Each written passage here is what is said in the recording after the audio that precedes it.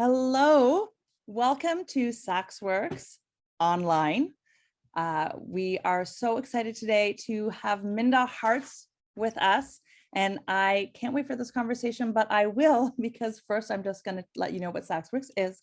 We are a new membership club for work, for life, for wellness. We have 2 IRL locations with many plants. I'm not there right now, but I promise you the plants are. We have locations in Saks Fifth Avenue flagship on the 10th floor. Please come see our beautiful views of Rockefeller Center and St. Patrick's Cathedral. And we also have a location in Brookfield Place. Please come see our views of the Statue of Liberty. It's kind of like a little view flex there, as well as our many, many plants and our wonderful programs, membership options, fantastic amenities for wellness. There are physical fitness programs and amazing programs like we have today with Minda Harts, the author of the Memo and Right Within, How to Heal from Racial Trauma in the Workplace, which that's what we're going to be talking about today. It's a topic that resonates for a lot of people directly, and a topic that a lot of people cause to resonate with people directly and maybe don't realize it. So whoever's tuning in today, it will be useful. It'll be a conversation that I know I will learn from. As a white woman, I'm fairly sure that whatever my intentions have been in the past, my execution has not always been flawless. I feel like I can pretty fairly say that, and that's probably giving myself a little too much runway there.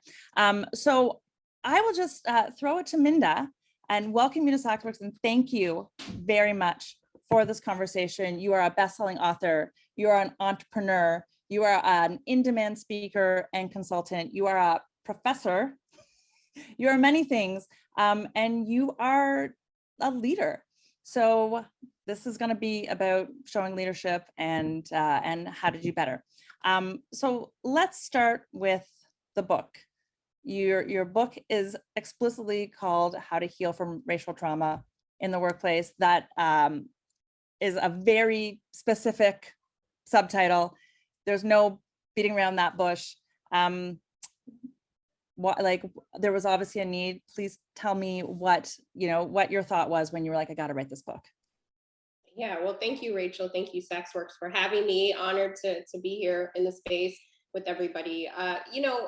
It's crazy. When I was in my former life, I spent 15 years in corporate and nonprofit roles, and there wasn't one day that I didn't go to work where I didn't experience micro or macroaggressions or racism or sexism. I mean, that was pretty prevalent, but I had settled into it, Rachel. I just decided, well, this is just how it is for a woman. This is just how it is for a Black woman in the workplace, that this is just what I have to deal with. And over time, you don't realize how those experiences are traumatic. We don't necessarily have always had the language to articulate them as trauma because we've normalized it so much. But for example, my first manager, he was a white male, and we'll call him Chad for today. So Chad, he saw that I had burnt orange fingernail polish on, and he said, "You people love your bright colors." And he joked around for 15 minutes about how Black people like bright colors. I'm the only Black woman working at this firm. It wasn't okay, right? You mentioned something at the beginning where our intentions, right? His intention might not have been to harm me, but the impact was that. And I would go on to have him as a boss for a couple of years, and he would always say things like that. And I didn't realize how I started to sweep those things under the rug, right? And started to normalize, oh, that's just Chad being Chad. I started to fall into that camp that other people would say. And I realized, no, we should be holding people to a higher standard. But not only that, how much trauma, 15 years of hearing things like that, what that does to my personality, how I show up, how my sense of belonging. And I really wanted to investigate and interrogate what that trauma that you've experienced in the workplace, what it tends to do to you if you don't find healing, right? Because if we're harmed, the people that love us, the people we go home to, the people that we engage with, they don't get the best parts of us. And ultimately, we don't get to be our most authentic self because we have experienced so much harm in the workplace. And I think just from the most basic, even if you're only, there's the triple bottom line, even if there's the only bottom line is profit, that it is going to impact retention. who wants to stay in a workplace that like has them like wound up in stress and frustration and harm all the time? And I know that a lot of people can relate to that, but not everybody can relate to the ongoing onslaught of microaggressions or just the normalization of it. So you talk about centering the experience of Black women, women of color, and people of color in sort of like as we talk about all of this. And I realized as I opened by centering myself, right? I opened by centering my good intentions. So calling myself out on that. How do we harness the good intentions and move that to the centering? I feel like I like maybe we could have had like a little bit more easing in, but that to me, because I feel like it just came out. Yeah, I'm just gonna go right for it because the goal is to make it better.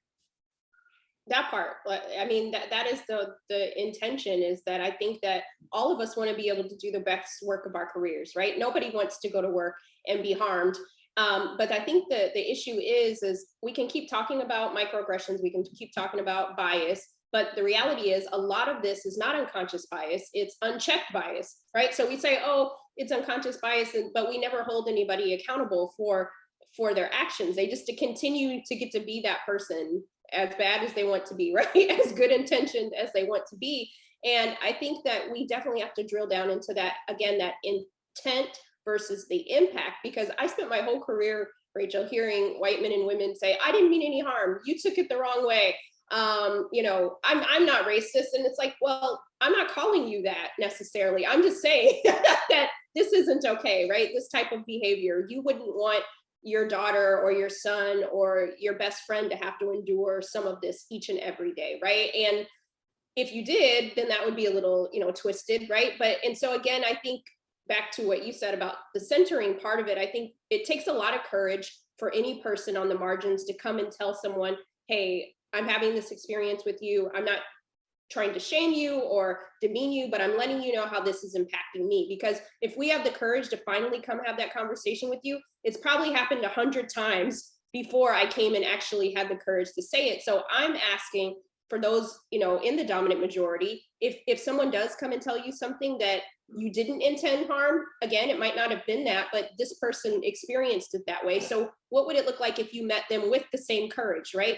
They brought courage to you. What about being a courageous listener and saying, wow, that wasn't my intent, but thank you for feeling safe enough, right? Psychologically safe enough to come and tell me this so that I no longer engage in this activity, instead of centering ourselves when someone comes to us and making it about us or crying or deflecting and all these sorts of things. It just creates more conflict. And I think as adults, it's important for us to figure out what tools do we need for effective communication so that we get to a resolution. And I think that's the issue. People get in their feelings, so we never get to any resolutions. Well, you had so much useful, helpful advice there with meeting courage with courage. I think I've rarely seen it framed that way, but that's really what it is. And also the notion of switching the emphasis from intent to impact, which is the reality of what you want to address. And this thing happened, let's stop it, rather than say I think we're gonna just it's the boys will be boys thing. Exactly. So and again, I see myself slipping into the familiar language of sort of feminist advocacy that I came up in, because that women, all women can relate to boys will be boys, but it's a little than white people gonna white people. So I'm doing my best as I speak to check myself and meet you with the courage that you speak of. Practically, once you so you're in the office, you're having the courage meets courage meeting, is the next step to go to putting things in writing and like codifying it is the next step to sort of like an HR meeting, like practically speaking, what have you seen work versus create more layers of, potential hurt feelings and defensiveness? Yeah, that's a great question. It's funny. I was on the airplane not too long ago, and there was these two white men sitting in front of me, and I heard before we took off, they were having this conversation, and one gentleman said to the other, "Man, we can't say anything in the office anymore. Like I can't say anything. I blah blah blah blah." And I'm like laughing internally, and I'm thinking, this is how you're making it about you, right? They're like, "Oh, you can't be in the room with a woman anymore because she's going to say you're sexually harassing her and all these sorts of things. You can't say anything to Black people." And they just like kept having this conversation. And I thought it was so interesting because I think that to what we were just speaking about, people are making this about them being good or bad, right? Being racist or not, being homophobic or not. And it's not about that. It's actually about humanity, right? What does it take for us to be good humans to each other? Right. And I think that if you can't say the thing, the boys will be boys, or you can't say that thing that you could say in the Mad Men office back in the day, that probably wasn't okay then either, right? But we didn't normalize like what being better could look like. And so the one thing that I think from a perspective of tangible, like what's practical when these things happen, I think it could be HR, right? It could be having HR step in and being a place. I know oftentimes when we're talking about racial trauma, a lot of people of color don't feel comfortable even going to HR because they don't feel like that's a safe space for them. So if HR isn't that space, companies and organizations need to have a safe space for people to be able to go and not be fearful that they're going to lose their jobs if they tell on Chad or they tell on Kim, right? Or not tell, but if they put saying, "Hey, I'm having this experience and I love the work that I do." And I think that we have to talk about it in this way because what ends up happening is that retention piece.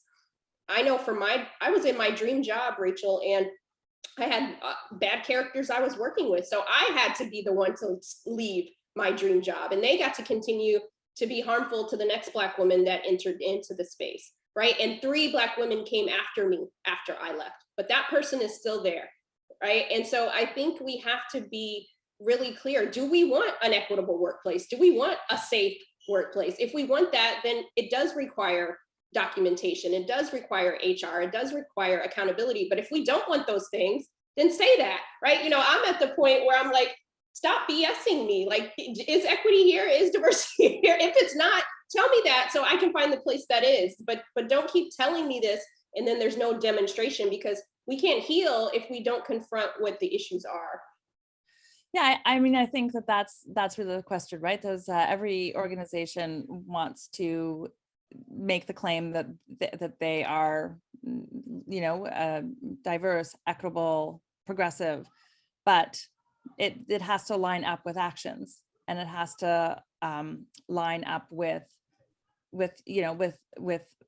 acknowledgement too. When you and I think the framing, which is so important, like it's not, if we're using the language of intent, then telling on feels like that it falls into that column. But if we're using the language of impact, then we're saying like, this is a thing that is happening, and it's going to have consequences, and part of the consequences are going to be like poor communication, poor retention, and less of a cohesive team than we might otherwise have, to use the language of like what offices want. So I guess, I want to just actually go back, because we didn't really talk about your history. Like what was your dream job, and why was it your dream job? And then and how's this become more of your dream job? Yeah. Well, I will say, thankfully, that my story didn't end in trauma, right? I was experiencing trauma in my former life, but I was able to redefine that. And I think that that's the basis for being right within. Even if we experience traumatic situations in our life, we get to determine what next steps, how our story plays out.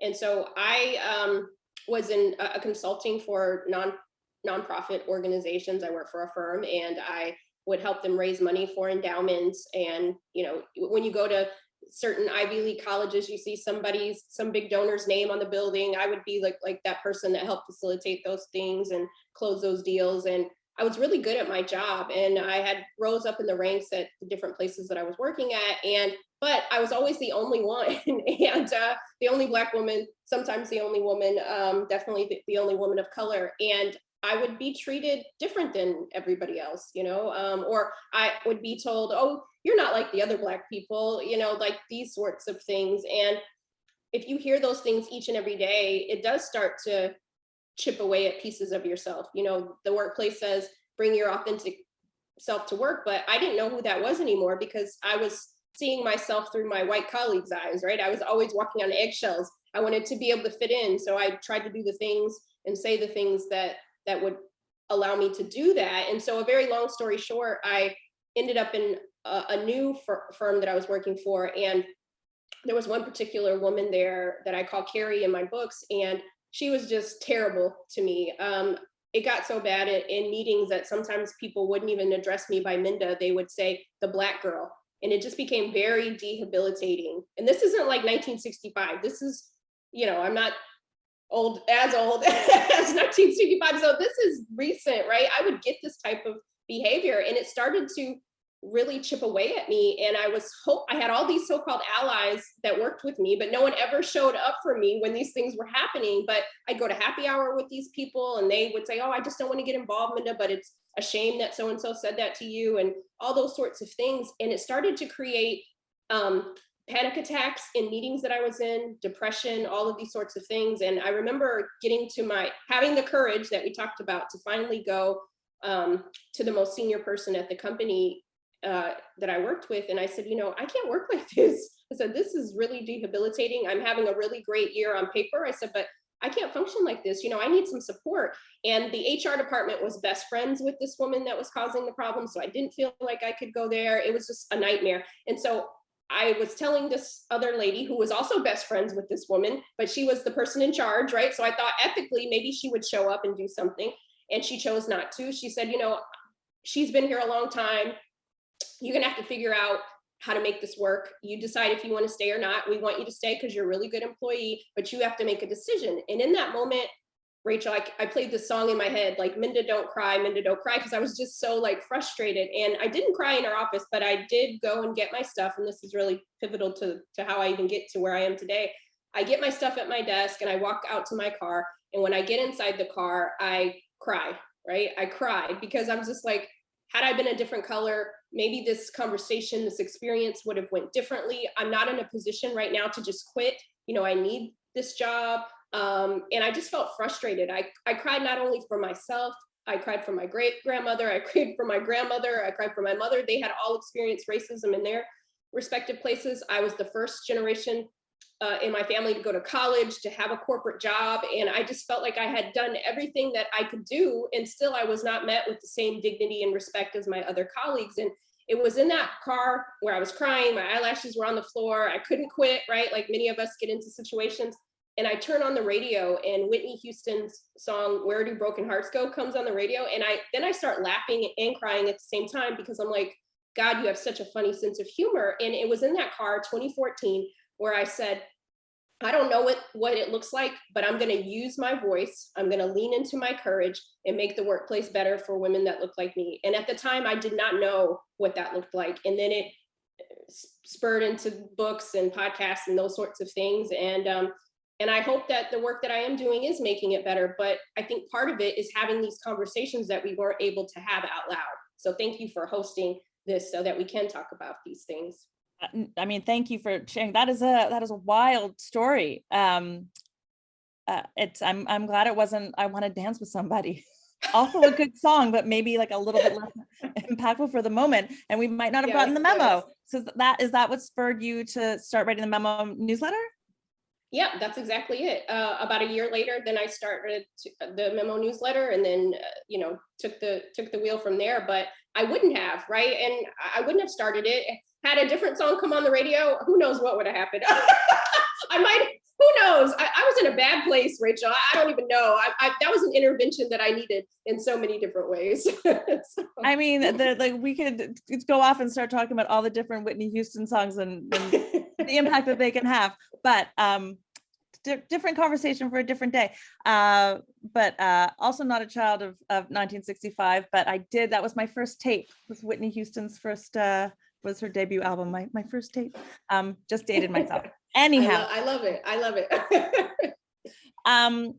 So you stayed in this job, right? Because we need to work. We need to pay our bills. We need to pay rent. Yep. You stay in this job, you start writing the memo, in between Carr, Whitney Houston, having the courage not met with courage, and you starting the memo. Did things change at all? Did you speaking up have any change with your supervisor, the HR person, the woman in question? I know you said that you left the job and 3 Black women have come and gone and that person's still there. So I'm guessing they didn't really change, but I'm wondering if they changed. But diversity is important. Diversity is important. Like, was there any acknowledgement even? Like, is there even like a baby steps that you can point to? Like, first you do this, you acknowledge, then you take action, then you follow the action, then there are consequences. Like, I'm just making that sort of taxonomy up, but it's a general idea of a taxonomy. But does any of that even happen?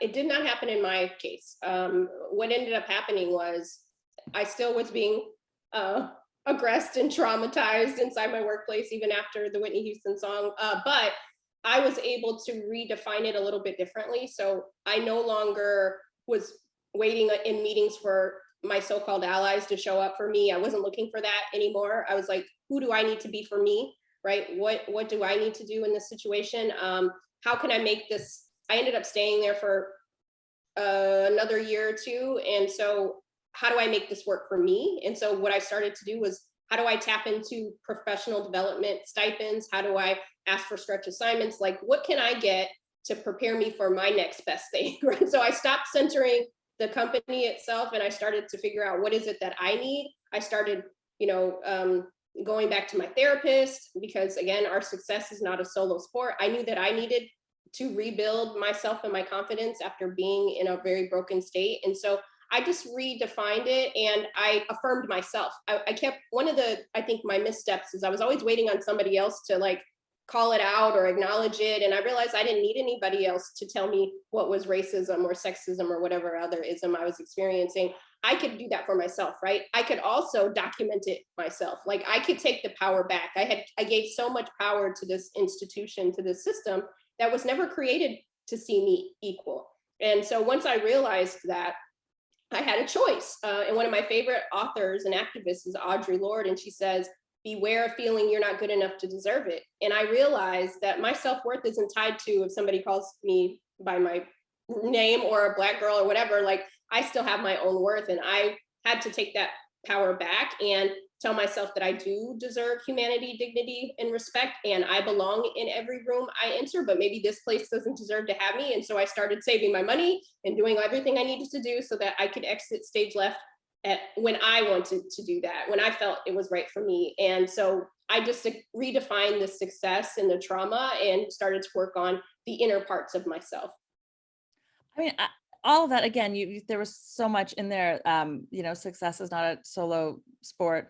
Neither, frankly, is like mental health, physical and mental well-being, and finding the life you want and achieving it. I mean, it should be a team sport of all the people who are in your world and who are frankly benefiting from you. And that, I think it's important to acknowledge too, that like a workplace is benefiting from you. You are showing up and you are giving, you are like, you that is the exchange, right? That's, speaking of Mad Men, there's that quote, that's what the money's for.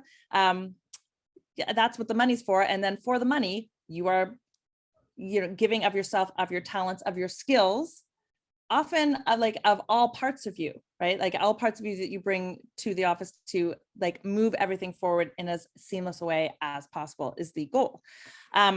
So when you talk about starting to center yourself and look after yourself in the workplace, I mean, that accrues to the benefit of the entire company because you're happier and you have less to distract you from being super happy at being amazing at your job. So I do feel like sometimes it's important to center that your workplace happiness is not somehow at odds with the success of a company or your employer. Like they're actually, those are two things that should be very much aligned. And when they are not aligned, like that should be a warning sign for any organization to want to handle. Yeah, but that's a red flag for sure. So I want to make sure that we address like the strategies and the reframing and the practical ways of being able to address this stuff when it is happening in the moment, like having those strategies. But I just do want to quickly just get like a snapshot of your entrepreneurial journey, because it's a goal of a lot of people to start their own thing, and you did it. And you did it with sort of like with rocket fuel, like behind you, but like maybe not necessarily with the wind at your back in terms of like having the financial freedom to just walk away and do it. So I want to just like, so what, did you always want to be an entrepreneur? Was this something you wanted to do anyway? Or was it sort of like a flash of inspiration a la Whitney Houston singing to you and saying, this is your path? Yeah, no, I did not plan this for myself, but I am glad that I get to make an impact in the way that I do. I wanted to continue on in my corporate life. I wanted, to be a C-suite executive. I wanted, I had a seat at the table. I wanted a seat at the table. That was, I wanted the gold watch and the bear, whatever happens when you when you retire. Like I wanted those things, and I was good at my job, and that was because I grew up very humble beginnings. That was also a sense of security for me, right? I thought if I had this job, I could also continue to help my family and those sorts of things. So in my mind, this was the American dream, right? And so I had to mourn that dream, but I realized that I could have multiple dreams. We all can have multiple dreams. It doesn't have to be a linear process in our life, but I did not plan on becoming an entrepreneur. For a long time, I didn't even call myself that because I didn't think I fit that prototype. And when I started to talk about in 2015 about women of color in the workplace, and that we don't experience the workplace like every other woman does, right? Just because you have women in the workplace doesn't mean we all experience it the same way. And I would get so much pushback back in 2015, 2016, Rachel, from people that were like, you're being, all women have it bad, right? It was kind of like that all lives matter kind of conversation, right? Like nobody wanted to talk about that there were these different intersections that women experience in the workplace, and it's not always the same. And so I had a hard time getting any grants, any funding, anything. People would point me to these other organizations and say, they're doing it. You don't have to worry about doing it, even though they weren't doing it for women of color per se. They were doing it for women as a whole. And so it was really, I was getting this pushback at work, right? I'm getting this pushback in the company that I'm trying to create. And so it was very daunting. But the one thing that I knew to be true was that I have been a Black woman in the workplace pretty much my whole adult life. And I know the experiences. I talk to my friends about it. So I know that this is necessary. And even if I'm talking into the wind for years, I'm going to keep talking into the wind, because at some point somebody's going to hear it. And I bet on myself. I doubled down on myself. I actually kept working a couple extra years so that I could fund my business and start to create boot camps and workshops and those sorts of things so that women of color had the resources they need to secure their seat. I didn't want them to have to leave their job if they didn't want to. I wanted it to be a choice.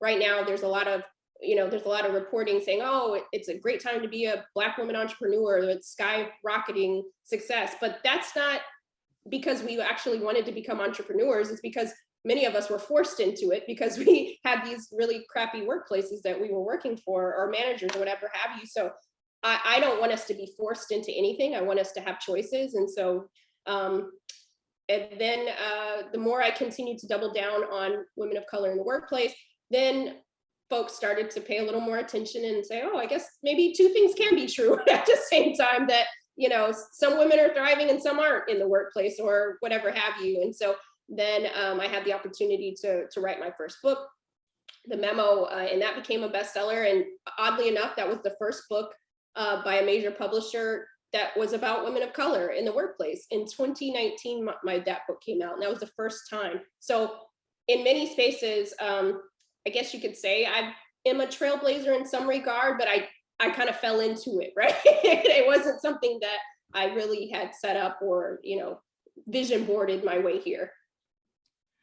I mean, your expertise, however, seems like it was built up over many years, and sometimes you have to just acknowledge, I'm an expert. I didn't mean to become one, but here I am. This I think also what is like a really important piece of this too is that when you talk about like some of the, well, people are addressing some of the things. Well, if there's a difference between sort of like having like one or two pebbles tossed at you that lightly land at your feet versus like a landslide, and the effects, like the ongoing effects of having that happen all the time and not be acknowledged. So the acknowledgement piece feels like something radical that you brought in saying, giving sort of a name to it and calling it trauma and saying that it needed to be addressed and offering tools. So when you were having these boot camps and stuff, I mean, were they selling out? Were people like clamoring for more? Were people really feeling seen where they hadn't been seen? Yeah, they were. I wouldn't say it started slow because I had very limited resources, and I was living in New York City at the time. And thank God for my business partner, Lauren, at the time. And we had a good partnership with this company called Breather. I don't know if they still do, but they would give us a discount. I would rent out a room. We'd invite women who found out about us. We'd use Eventbrite. We were very scrappy. And we'd have, 30 to 40, sometimes 60 Black and brown women in this space on a Saturday for 4 hours. And we'd be talking about salary negotiation. We'd be role playing. We'd talk about statistics. We'd talk about how to build your network. It was always a different theme. We do them once a month. And then we started doing virtual events, and we'd hold networking events. And it was just a place, I didn't realize it until the time, but Black and brown women would come and say, wow, thank you. I do feel seen. I thought that I was going crazy in my workplace, because when you're the only one, you don't have anybody to talk to about it. You don't get a chance to talk about it out loud. And I just realized that I was definitely onto something in regards to that sense of belonging. So if you can't get it at work, where can you get it, right? And I wanted to create space for us to be able to have that. Yeah, and just even if you're the only anything in a room, you're immediately conscious of that. I can't remember the stat. I think it's something like people don't start to feel like they have representation in a room until you hit 1/3. Does that sound reasonable? Otherwise, you still are aware that you're okay. Well, I've not been in many rooms where I was even 1/3, so I think that would be great to have that, if you did feel that way. But yeah, I think that dominant culture doesn't always understand how much of a privilege it is to walk into a room and see someone who looks like you or identifies the way you do. But to spin that way, my whole career, the 15 years I was in it, I never had a manager that looked like me. I never had a sponsor that looked like me. Not to say that you have to have those things, but it does mean something, because you have someone who you can kind of relate to on certain things, or you can have the conversations with them where they're not going to tell you, oh, well, I know Jim. I see him out every weekend. He's not that. And it's like, well, he's not that to you. You're not a Black woman. So no, he wouldn't be that to you, and I think this just dehumanization and dismissal of people's feelings is what I think is harmful. And it creates this toxicity in the workplace that, again, if we're not aware of it, then it just continues to perpetuate. And in my opinion, I write about it in Right Within, it's a cycle of abuse. Many of us are in an abusive relationship with our workplaces. I mean, that definitely doesn't sound like unconscious bias. And it doesn't even sound like unchecked bias. It sounds like willful bias. But because because all of the defaults suggest that, unconscious bias is basically a gateway to say, like, I had no idea. and allows plausible deniability. And plausible deniability is like a very important tool of people who don't want to have these conversations, basically, to be able to say, well, like I didn't mean it, or but what? So when you get to the point of the bias being checked, right?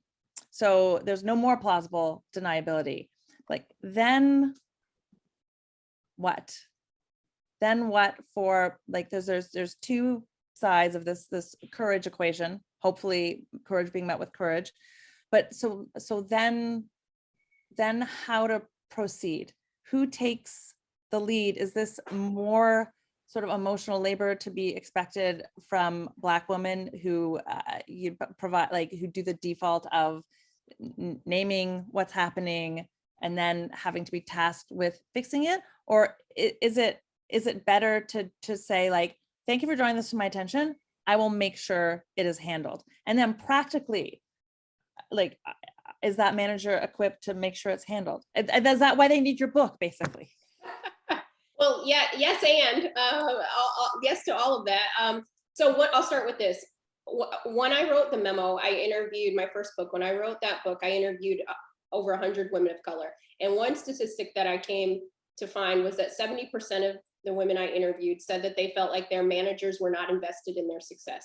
And when you think about that statistic, I know anytime that I was amplified or elevated or got a promotion, it was because I had a manager who was invested in my success, right? So when you think about the statistics out there right now, less than 2% of Black women are in C-suite roles. Less than 8% of Black people are in C-suite roles, period, male or female identifying. And so it doesn't mean that there's only 8% of us that could work as executives in corporations today. But if we don't have sponsors, if we don't have people invested in our success, it's really hard to move up the ladder without that, right? You need those things. And so I'm saying, what would it look like if managers started investing in everybody on their team, not just the people who remind them of their younger selves or remind them of their daughter or whatever have you? What if we have managers who have the tools and the competencies, some call it soft skills, but I call them leadership skills, effective communication. You no longer get to opt in to equity. This has to be mandatory. So for those managers who say, well, I'm not comfortable talking about race, or I'm not comfortable calling somebody by their preferred pronoun, you shouldn't be managing then. Like this is not, you don't get to opt into this. This is mandatory. And I think that part of this emotional labor now has to go back on leadership to say, do we have the right people managing diverse teams? Do we have diverse teams? Who's hiring? We're not going to fill this role until we have a diverse slate of candidates, right? We're not going to just go to the same headhunters that we always go to who don't have diverse pipelines and then wonder why we're still talking about the same crap 6 months later, right? So I have a manager's pledge inside of Right Within, and it talks about committing to everyday acts of equity. Even when we make a mistake, we're committing to equity each and every day. But then the other part of that, so yes, management has to demonstrate, leadership has to demonstrate that there is safety here. Another statistic I want to share is there was a report that came out last year, and they surveyed over 1,000 workers and hundreds of thousands of workers during the pandemic. And one particular point that stood out to me was one about Black employees, and it said only 50% of Black employees felt like they belonged at their companies for the first time working from home. Over half of Black employees felt like, and why they felt that way is because they didn't have the everyday constant micro and macroaggressions. So they're still experiencing them virtually, but not as often. So it gives them a little piece. And so if I'm a leader, I'm going to look at that data and say, I'm not going to tell my staff to get back here on June 15th and let's go back to normal. I'm going to say, what could better look like? How do we get back? How do we get to better? And if I have a certain demographic of people who didn't feel safe before the pandemic, what are we going to do to make sure that we put guardrails so that people feel safe, that they can address their concerns without fear of whatever have you? So I do believe that this emotional exchange needs to be on dominant majority. But then on the other end of it, part of what I write in the book is, as Black and brown people, or anybody who feels like they're one of the only or few, what would it look like if you create these boundaries, right? No longer value leaning into our fear, but letting people know that this is not okay. Like I went through so many years of, there used to be a colleague who would always touch my hair, and it would upset me so much, but I never felt like I could say anything to him about it. And then I'd get so upset, Rachel, I'd go home, I'd go to happy hour with my friends, I'd be like, this, blah, blah, blah. He keeps touching my hair, right? And then I had to sit with myself and say, I need to have a conversation with him. He doesn't know that this isn't, I mean, he should know not to touch an adult woman's hair at work without her consent, but because he doesn't, I need to have this conversation with him. I need to create boundaries. And I need to tell him what good looks like to me and not be fearful and centering him. And so part of being right within is using our voice, no longer valuing fear over ourselves. What would it look like if we reverse that? Did you have that conversation with him? I did. Can I ask how that went? He's like, oh, I didn't know, and all that stuff. I didn't have all the tools that I have now to do it. I was really scared to tell him, but I did tell him. He said I didn't mean any harm, all the things that I knew he would say, but he didn't touch my hair anymore. So I was fine with that, right? I was like, you can say whatever you want to say and make yourself feel good about it, but as long as we're not touching my hair anymore, I was okay with that part. I was proud of myself because I drew my line. And I think part of this is, again, our health, being right within, is drawing our line to let people know what is good to us and what isn't. I mean, so this leads naturally into talking about those strategies, right? Because people, one hopes that managers will take the manager's pledge and think about it and look at it. But practically speaking, like there's the world we want and the world we're in and getting through the day. So practically speaking, like what are some of the strategies that you find to be helpful? I mean, you've talked about having boundaries, talked about speaking up and trying to address the situation. And we've also talked about plausible deniability, which it sounds like can be a tool, right? Like letting someone feel like letting them save face, like I'm not a bad person, I just did a bad thing, which can allow the conversations to feel smoothed over and forward. Unless, at what point do you want to, is not allowing plausible deniability a very specific tool to use?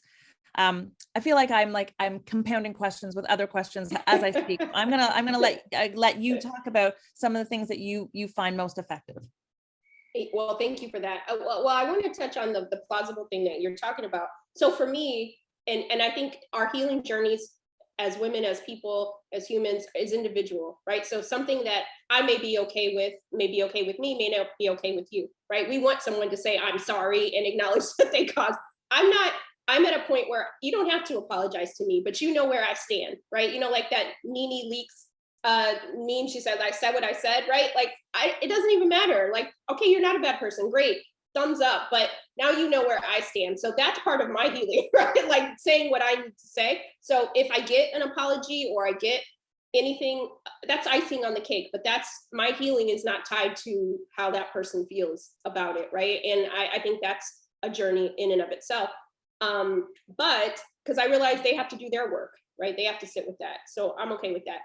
But the part of that I use, I have a lot of different frameworks, but one that we haven't talked about that I would like to share is something that I call the 4 steps of mourning a career. Because one of the things that many of us go through on these journeys is sometimes we do have to leave, right? We try to make it work as long as we can, and then we decide we need to leave. And when I left my career as a fundraiser, essentially consultant, I didn't allow myself to mourn the pieces of me that no longer exist, right? I spent so much time and energy in this space and it hurt, right? I felt like some of me had died because that was a lot of my identity, and I never mourned it. I just said, oh, well, this job is over and I have to move on to the next thing. And I realized that there is a process even in that, so that we can heal, we can mourn those pieces of ourselves. And so part of that is accepting what's happened, right? Processing it. I never gave myself time to process what happened. And sometimes as Black women in particular, we just keep it moving, right? We don't even give ourselves time to feel the feeling because we just have to move on to the next thing because so much is required of us. Adjust to it and then redefine it. Again, I had this career. It's not everything. It doesn't define who I am, but at one point in time it did. And so allowing myself to release it, to mourn it, so that I can rebirth. In the Japanese culture, there's a process called kintsugi, And it's about broken pottery pieces being reassembled with gold into an even beautiful picture. And I was so broken, Rachel, in my former life that I didn't even recognize the pieces of myself when I left my career because they were just so damaged. But I was able to redefine it. I was able to pull my pieces back together, redefine them. And now, to your point, I'm living my dream. I'm living it in a more impactful way than I would have ever done so in the last environment I was in. But I had to find that healing process that I had to redefine it. I had to adjust to it. I had to accept it so that I could get to the space. And part of that is not taking that trauma with you. So when you do have a traumatic experience, don't take it to the next place with you so that it weighs you down, because you're not only going to need a therapist, but you're going to need a chiropractor if you keep carrying those bags from place to place with you. And so I think it's important for us to release them. One of my favorite songs is by Erykah Badu called Bag Lady. And she says, one day all those bags going to get in your way, so pack light. And as women, if we keep holding on to these traumatic experiences that we've had, that we should have never experienced, it just weighs us down. And then we don't get the best versions of ourselves. And so again, this healing is for us. We hope that the workplace heals, but what would it look like to be our most healthiest self? I love the imagery of like the broken pottery peel. Like can you say what it is again? I know it. Yes, I'll put it in the chat. So oh yeah, terrific. Thank you. I know that was like Chanel Miller, who her book has that image on the front. And I think there's like, it's a very powerful thing to think about, taking the broken pieces and putting them together with gold, the gold of experience and the gold of your own sense of self-worth and hope hope and certainty that something better is coming and that you're not done. So I mean, obviously I can't speak to racial microaggressions in the workplace, but I certainly have had experiences where I left jobs I loved and had poured myself into, and I had to mourn that and move on from bad endings. So I think that's something that we can definitely all relate to.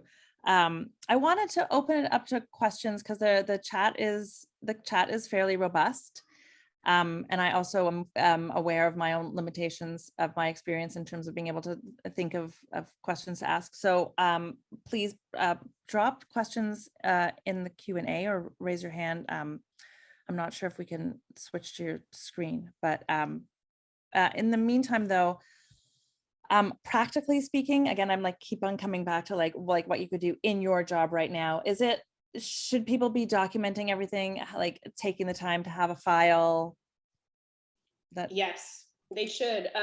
One thing that I talk about in my book is something I used, and I use even when I'm in situations now, because I still deal with racism in certain spaces, is something called an affirmation pyramid. And again, what tools can we do to affirm ourselves in the moment? So if you have experienced or you're experiencing a traumatic situation, the first step is to pause, to breathe in and out, because something, I'm not like a meditationist or, health expert, but I know that our breath, inhaling and exhaling, really does give us that rejuvenation. It releases the things that no longer should be held inside of us. And so pausing, and then the next phase is acknowledging. I think sometimes as women in particular, when we have experienced these things in the workplace or any type of trauma, that we don't acknowledge it. We're just saying, oh, we just sweep it under the rug and just keep going, right? We don't even name it. And for so long, I would know I was experiencing racism in the workplace, but I never said it.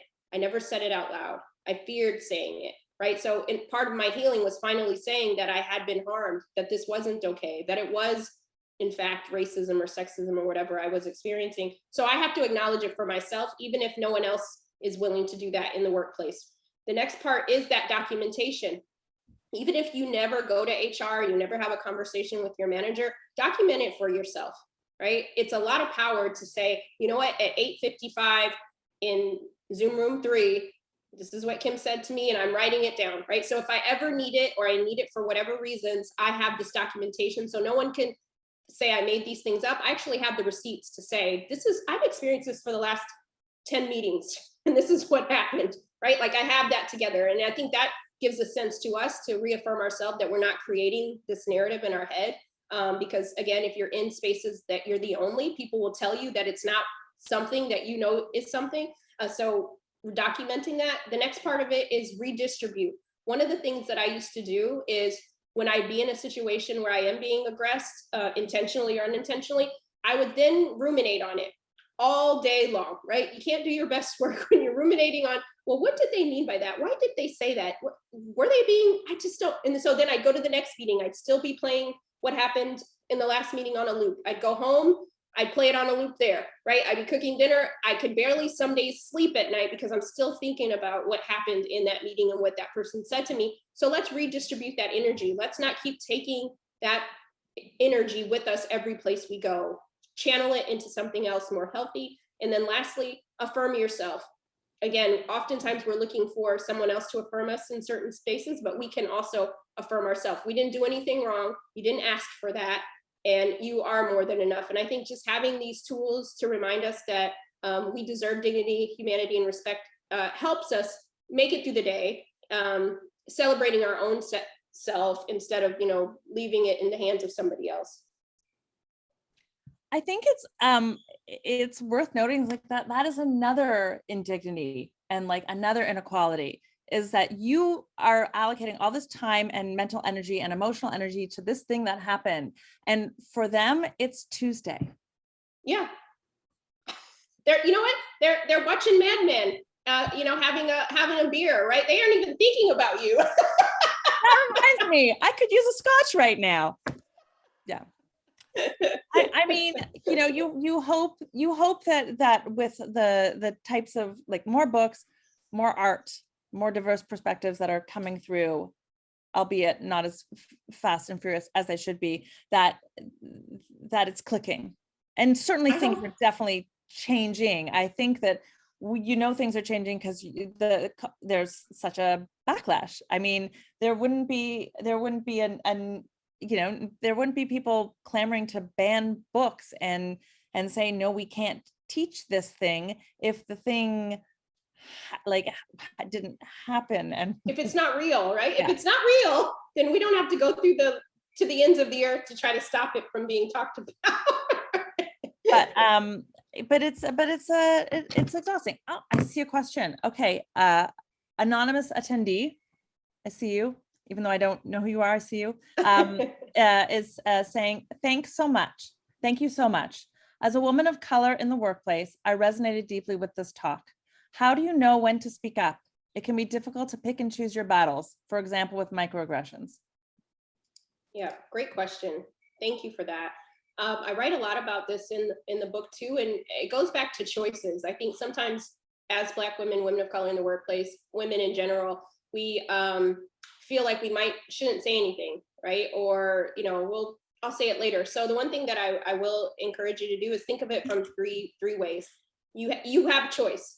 You could address it now in the moment when it's happening. You could address it later after you've had time to think it through, maybe touch base with someone that you trust and kind of talk it through, or never, right? But realizing that you have 3 ways you can handle this situation. And I used to tell myself, I don't have a voice, I would shrink myself, but I realized that we all have a voice. We just have to decide how we want to use it. And because many of us may go through our workday experiencing so many microaggressions, it would be an extra tax to try to talk about and tackle every single one of them as they happen. You wouldn't even be able to get your work done half the day if you were trying to have these conversations. So for me, I started to say, okay, what are the things that are really bothering me? What are the things that I'm ruminating on that I really need to address? The things that are upsetting me, that I can't sleep at night from, or whatever the case, those are the things that I need to give myself permission to address, right? Rather it be with that person, or if I have an ally or a sponsor, maybe I can go to them.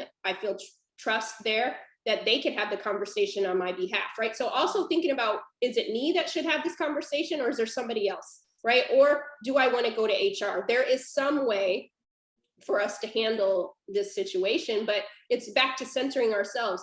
Audre Lorde also said, we've been taught to value fear over our own voices. And I think that it's important for us to, again, let people know that these things are happening. And the final thing I'll say is, a couple of years ago, we were not having talks about racial trauma in the workplace. We were not talking about racism barely in the workplace out loud, or sexism, or a lot of these different things. And so I am optimistic about the future. And while we have this opportunity to talk about these things, why there is a microphone up to racial justice, it's up to us to be the keepers of telling the truth, telling our truths. Let us not let somebody else tell the narrative for us, right? And so the other thing that helps me when I get scared, because I still get nervous when I go into corporations and have to say these things, right? Because I know that you're going to have people who either hear it or they don't, whatever have you. But the one thing that I think about, because we're in Black History Month, I think about it every day. But is there were so many Black women that came before me that used their courage, and I'm a beneficiary of their courage. I'm a beneficiary of them stepping out when people didn't even see them as human, right? I get to benefit and live a life that many of our ancestors did not only dreamed about living.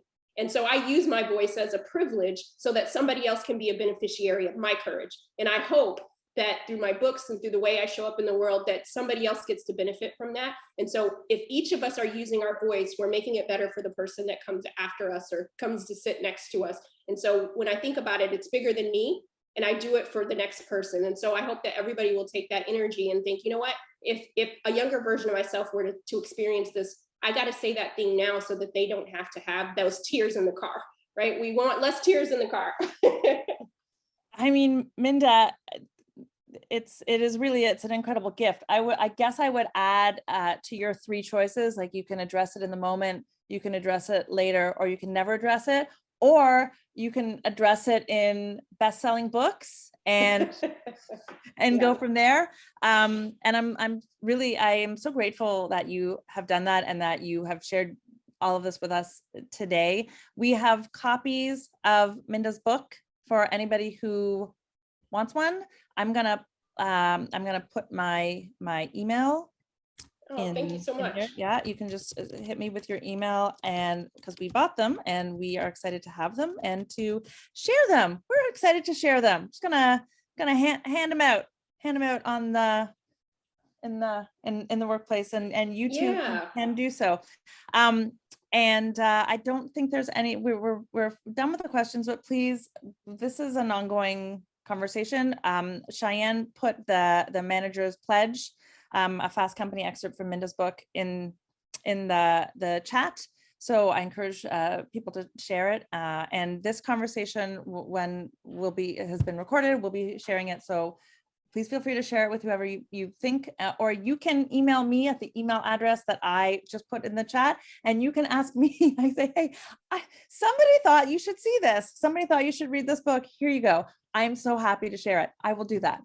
That's my moderator's pledge today. Well, Rachel, I just want to thank you and Cheyenne and SaksWorks for having this conversation, and anybody who does not identify as, a person of color or woman of color.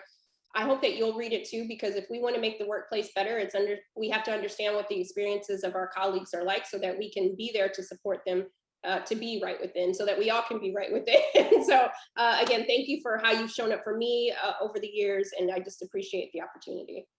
It's been wonderful and so illuminating to speak with you. I really thank you for your time and all you've done to make this available to all of us. It's a gift, and I appreciate it. Right within, hopefully we'll make things right without. That part we're working on. Minda, thank you. Please come to SaksWorks for real, in real life. We've already invited Minda to come speak at a future date, so we will let everybody know. And we hope all of you will come visit SaksWorks. Everybody can go to saksworks.com. There will be a pop-up that will offer you a complimentary day pass. Please fill in your name, get that complimentary day pass, come on in, say hello, get your book in real life. We'll also happy to mail it to you, but we can physically hand it to you and say hi. And there will probably be snacks involved too, because we love to share snacks. That also helps us be right within at a very minimum. That's how I come back to that as the way what good I can do in the world. Snacks is high on the list. Minda, thank you so much. Everybody, thank you for joining us today. And we hope to see you at SaksWorks and SaksWorks online again in the future. Take care. Bye-bye. Thanks again, Minda.